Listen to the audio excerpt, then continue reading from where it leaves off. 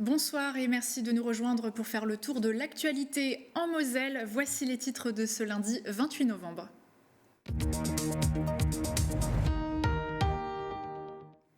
Dans l'édition du jour, le maire de Metz, François Grosdidier, veut rendre le centre-ville plus attirant, végétalisé, sécurisé et rendre accessible. La rue Serpenoise va sûrement changer de visage. 2000 lumières se sont allumées pour l'édition 2022 du Sentier des Lanternes, une animation inaugurée vendredi soir avec un spectacle signé par la compagnie Remue Ménage. Banquises, sucreries et chalets du Père Noël ont fait briller les yeux des petits comme des grands. Et qui a dit que le e-gaming était réservé aux jeunes. Ce week-end, l'événement Moselle e-Talent aux arènes de Metz proposait notamment des compétitions, dont une réservée aux personnes âgées uniquement. Découvrez les images dans quelques instants. Et puis demain matin, faites attention sur la route puisque le brouillard sera de la partie. Au fil de la journée, quelques éclaircies seront présentes dans un ciel largement couvert. Côté température, 6-7 degrés au réveil, 9 degrés au maximum. Météo plutôt ensoleillée pour les résultats sportifs, de belles performances, quelques coups de mou. Vous l'avez compris, on fera la part belle au sport avec notre chroniqueur Mathieu Anquinet. Il nous rejoindra dans quelques minutes, mais place d'abord à l'actualité.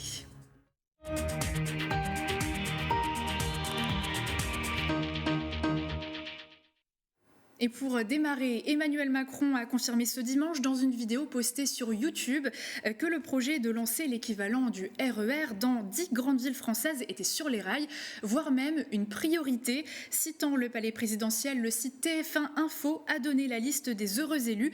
Parmi elles, la ville de Metz. Des informations plus concrètes devraient sortir après la remise des travaux du Conseil d'orientation des infrastructures qui doit avoir lieu mi-décembre. Et puis pour continuer, on va répondre à cette grande question, on va essayer du moins comment donner envie de venir à Metz, comment attirer au centre-ville. C'était tout l'enjeu d'une conférence de presse donnée ce matin à l'hôtel de ville. Piétonisation, sécurité, végétalisation, propreté ou encore accessibilité. Beaucoup de sujets abordés par le maire François Grosdidier et ses adjoints. Les détails dans ce reportage de Jean Milon. Voilà d'ici 2024 le nouveau visage de la rue Serpenoise. Le résultat d'un appel à projet, 12 candidats, 5 retenus et un lauréat au final, l'agence d'urbanisme ville et paysage. Un long tube d'acier qui a parfois des prolongements au sol et qui intègre des éléments de mobilier urbain, à la fois des bancs où on peut écouter un peu de musique, même des fontaines ou pour boire ou rafraîchissantes, des brumisateurs, des éléments sonores, des jeux, et qui la nuit, par le jeu des lumières, prendra la forme du Graouli. De quoi redonner du caractère et de la vie à cette rue commerçante. À l'heure actuelle, elle compte 8 cellules vides. Alors pour y remédier, la mairie veut augmenter la demande. Augmenter la demande, ça veut dire de repeupler le centre-ville, de le repeupler aussi avec des habitants qui ont du pouvoir d'achat et de faire venir davantage de monde et de plus loin. Autre volet évoqué pendant cette conférence de presse, la sécurité. Malgré 23 policiers supplémentaires et le développement de la vidéosurveillance, les incivilités persistent à Metz. Le maire clame le manque de moyens et souhaite voir se délocaliser certaines activités. Pour avoir le maillage que je souhaiterais, il me faudrait plutôt 200 à 250 agents que 120 et nous n'en avons pas les moyens. Voilà, il faut au moins 1 millier de caméras, nous y arriverons progressivement. C'est ce qui me paraît nécessaire pour apporter, je veux dire, la meilleure sécurité, la meilleure tranquillité. Je pense qu'il y a des activités qui n'ont pas forcément la place en zone habitée. Bon, et que quand des boîtes de nuit génèrent des nuisances et des incivilités, je veux dire, aussi fortes pendant toute la nuit, eh bien, il faut qu'elles trouvent place en périphérie. Enfin, c'est officiel, la rue des Allemands subira le même traitement qu'en Fourniru, avec une piétonisation dès le printemps 2023. La ville de Metz souhaite redonner son cachet d'antan au quartier Autreseille et renforcer son identité artisanale. Et pour le département, la priorité à l'horizon 2023 est de rester sur la même lancée côté budget, des finances saines, un endettement encore diminué et de l'investissement sur tout le territoire. C'était les propos de Patrick Veyten, président du département, lors de la 4e réunion trimestrielle qui s'est tenue ce matin. Développement durable, développement touristique et rapport annuel sur la situation sociale, économique et environnementale ont été abordés devant les conseillers.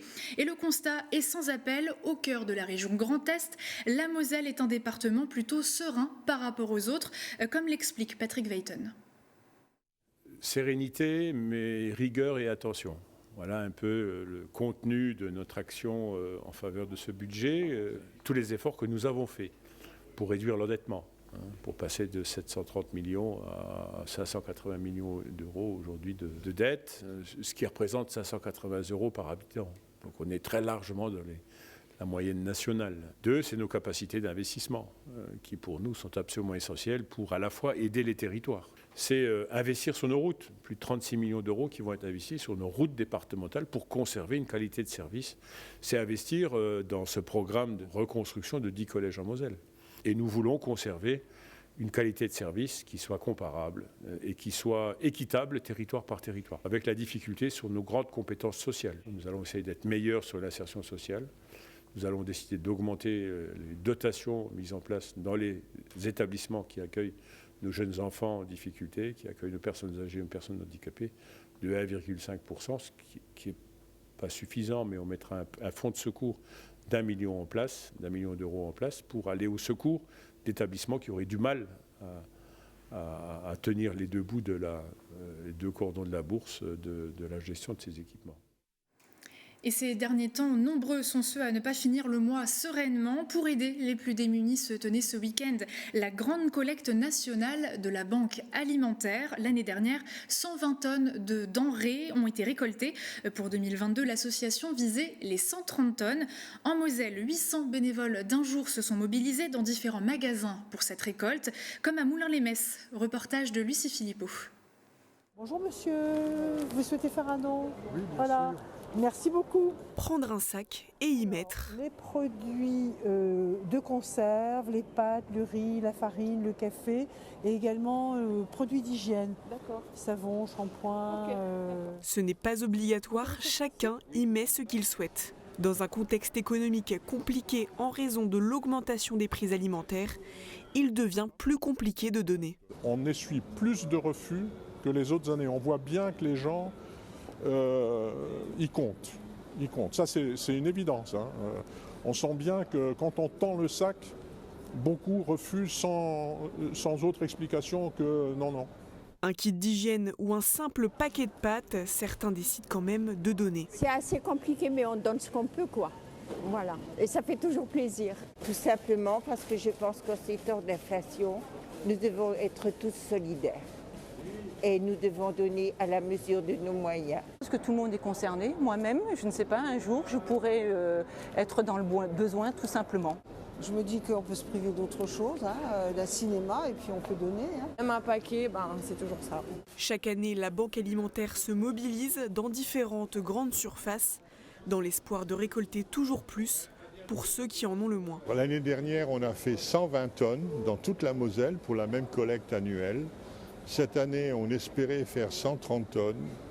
J'espère qu'on y arrivera, mais ça va être dur. Mais on est confiant. Toutes ces denrées alimentaires seront redistribuées à d'autres associations qui viennent en aide aux plus démunis. Et cette année, en Moselle, 8200 kilos de denrées ont été récoltés. C'est 18% de moins que l'année dernière, mais cela ne décourage pas les bénévoles.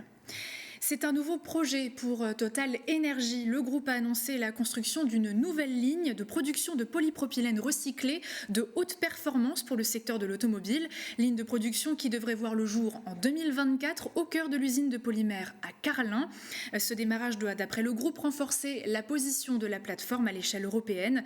La mise en service de cette nouvelle ligne permettra la production de 15 000 tonnes par an de matériaux polypropylène contenant jusqu'à 100% de matière plastique recyclée.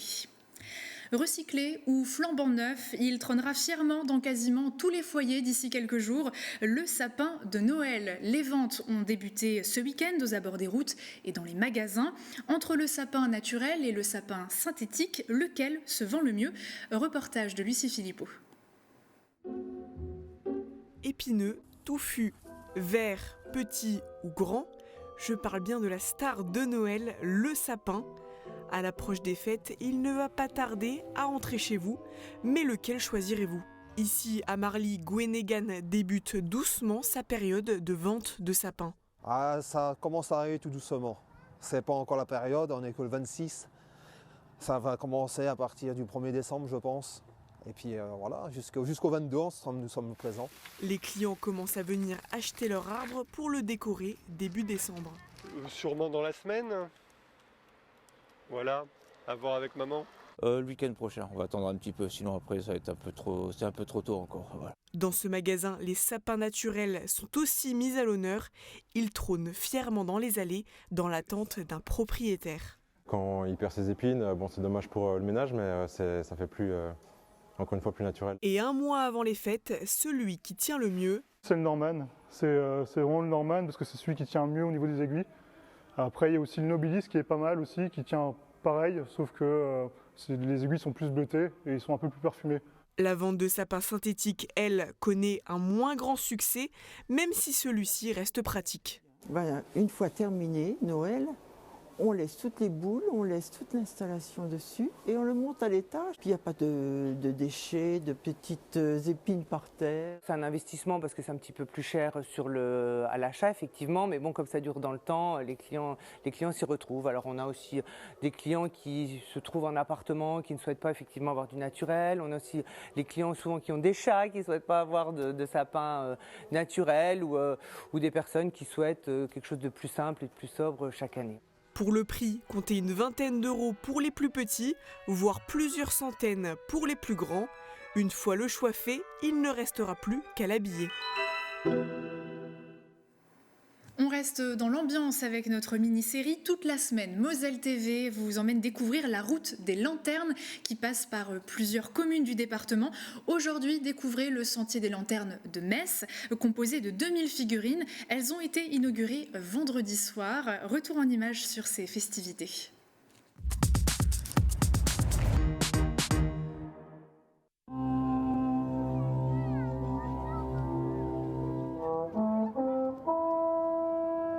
Cette parade lumineuse, composée d'échassiers, de danseurs et d'acrobates, marque le lancement du sentier des lanternes.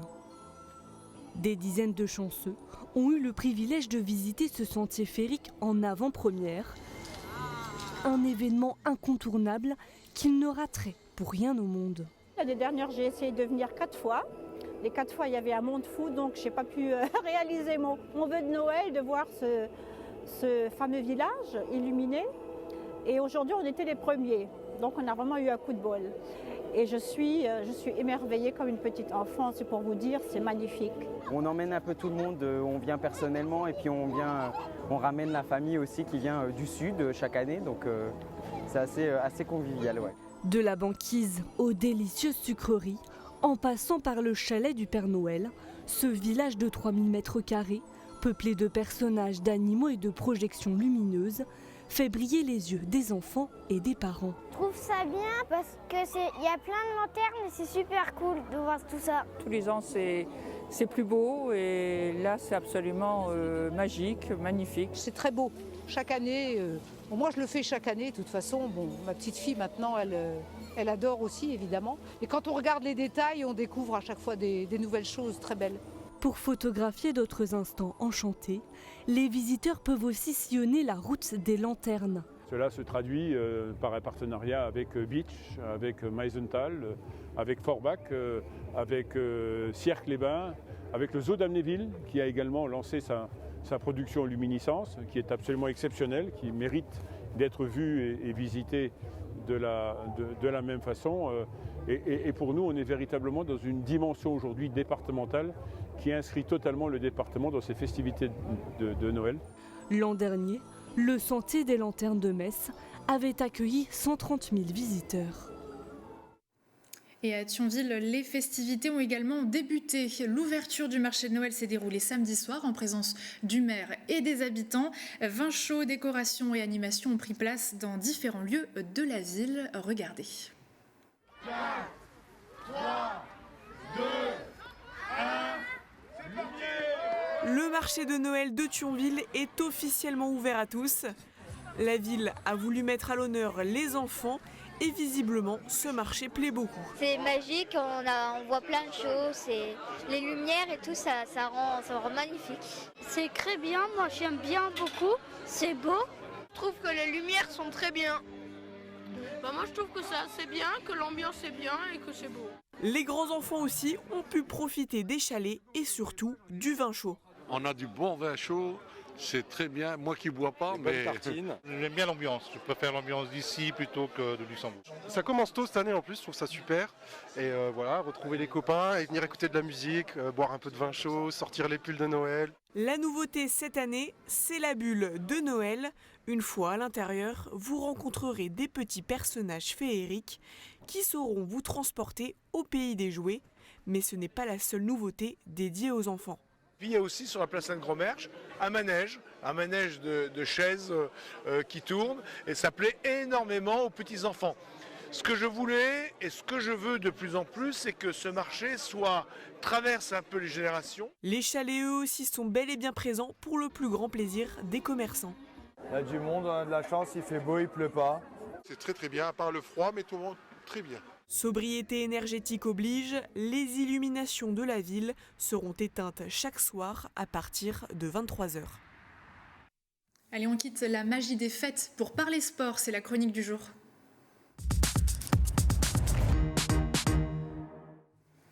Mathieu, bonsoir. Bonsoir Irène. On ouvre le bal des résultats sportifs avec du football. Pour commencer, en Régional 1, les faïenciers de Sarreguemines prennent des points. Effectivement, ce week-end, Sarreguemines se déplaçait sur le terrain de Vendeuvre. Malgré une première mi-temps qui était de toute façon restée sans aucun but, les faïenciers ont finalement inscrit le seul but de la rencontre dans la deuxième période par l'intermédiaire de leur capitaine, qui d'autre, Adel Gendez. Sur les autres terrains, on remarquera la nouvelle victoire de Thionville-Lusitanos face à la Lanterne Rouge de Sarrebourg. Forbach est venu à bout de l'APM Metz. Villerutil a déroulé face à Gandrange, tandis que Reipertswiller et le bassin piénois se neutralisaient. Alors, du côté du classement de Régional 1, profitant du faux pas de Reipertswiller, c'est toujours Thionville-Lusitanos qui ouvre la voie avec 21 points, mais rien n'est fait dans cette poule très compétitive. Du côté du FC Metz, la réserve n'y arrive plus en National 2. C'est le moins qu'on puisse dire. Les hommes de Sylvain Marchal enchaînent les défaites. Ils en sont à 4 de rang. Après Bobigny, Saint-Maur, Fleury, c'est désormais Sainte-Geneviève qui est venue à bout des Grenats. 2-1. Menés dès la première minute, les Graouli ont encaissé un second but en première mi-temps avant de réduire l'écart en fin de match via Aïl. Au classement, ce n'est pas vraiment très bon puisque les Grenats se retrouvent avec un bilan de 4 victoires, 2 nuls et 5 défaites à la 9e place entre Épinal et Colmar. Prochain match à domicile, samedi prochain face à Furiani-Aliani. Mais heureusement, l'équipe féminine rehausse les standards Grenats. Et oui, la réussite continue de sourire aux joueuses de Jessica Silva qui retrouvaient ses anciennes protégées de l'US Orléans. Mais hors de question de faire des cadeaux de Noël en avance puisque les Grenats se sont imposés avec la manière, 4-0, 2 réalisations d'Océane Picard, une d'Amélie Delabre et le mot de la fin pour Clara Petitjean. Le tout sous le regard intéressé d'un supporter un petit peu surprise puisque Yannick Noah est venu rendre visite à Estelle Laurier. Une belle saga en Grenat, pour ainsi dire, qui permet aux Messines au classement de prendre la tête de leur groupe de D2F devant les joueuses du RC Lens qui ont chuté sur le score de 3-1 du côté du Mans.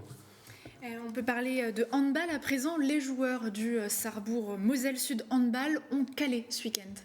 Les Yellow Fox sont restés sans solution, vraiment impuissants face au retour d'Ivan Pagnan qui a réalisé 15 arrêts à 41% et de sa nouvelle équipe de Saran, défait 26-30.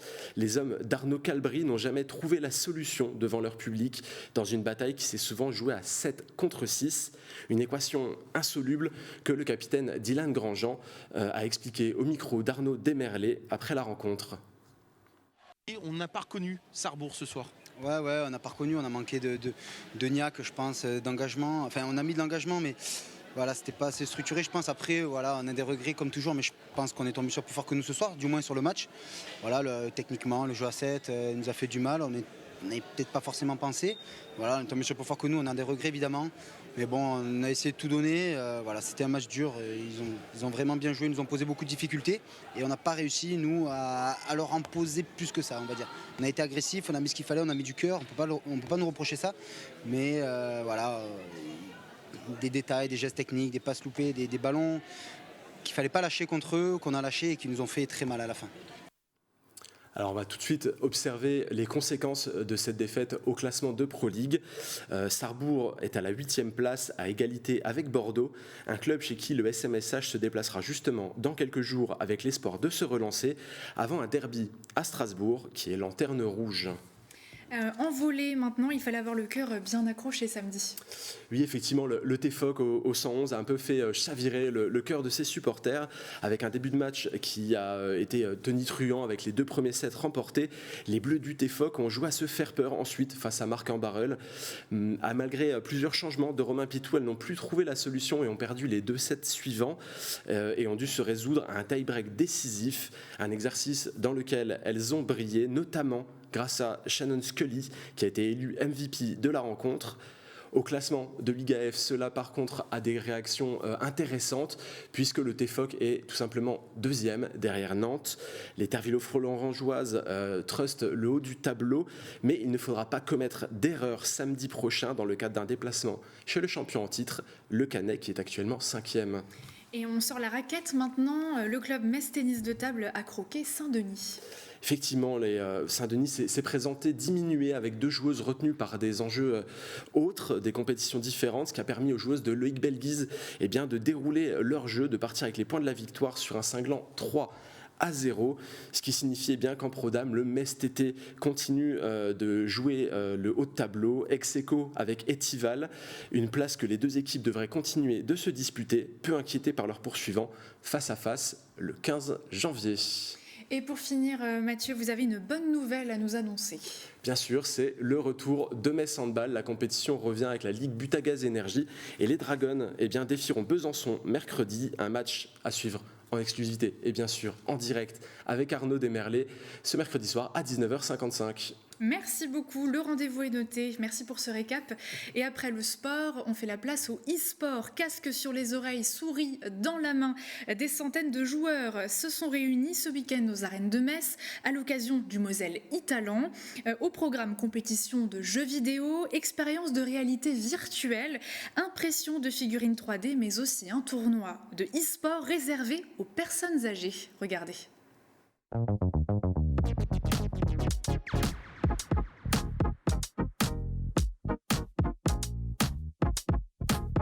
Les jeux vidéo, c'est le divertissement préféré des jeunes, voire des très jeunes, mais aussi de certains seniors, comme en témoigne cette compétition régionale des Silver Geeks. Oh, très beau tir de Daniel. Sur la piste virtuelle, 4 équipes seniors. Venus de Moselle et de l'Aube, ces grands-pères et grands-mères s'affrontent lors d'un match amical de bowling virtuel.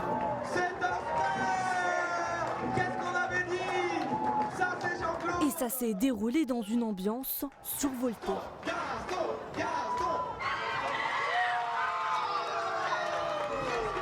Mais attention, ici ça ne rigole pas. Ces seniors se sont entraînés intensivement comme des joueurs pros. Depuis, je pense bien septembre, voire même un petit peu avant.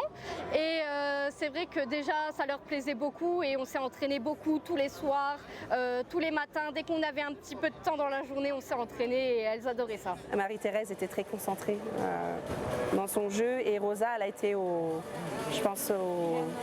bonheur la chance. Et après 2 matchs de dimanche, c'est l'heure de la grande finale. Et ça y va, attention. Et ça y va. Et les petits prodiges de la discipline, c'est Rosa, 87 ans, et Marie-Thérèse, 88 ans. On était détendus. Moi, j'avais peur d'être un peu crispée. Pas du tout, j'étais bien détendue. Je suis contente pour la maison. Bah oui, c'est ça que j'ai dit pour la maison. Un trophée qui fera sûrement sensation dans leur résidence, l'EHPAD La Source du Breuil à Metz. Et ce week-end, ça a bougé aussi pas mal au parc des expositions avec le show Industrie, un rendez-vous sur 2 jours qui a attiré du monde dans les halls et encore plus avec la présence d'une personnalité bien connue du petit écran, Jamie Gourmaud, le journaliste et animateur anciennement de C'est pas sorcier, était présent pour proposer une masterclass, de quoi vanter les mérites et atouts de l'industrie, le tout de manière très pédagogique comme il en a l'habitude. À travers sa prise de parole, il a souhaité donner envie aux jeunes de créer et inventer le monde de demain. En tout cas, de notre côté, c'est tout pour l'actualité du jour. Merci de nous avoir suivis. Retrouvez un nouveau numéro de Graouli Mag dans un instant. Très belle soirée sur Moselle TV et à demain.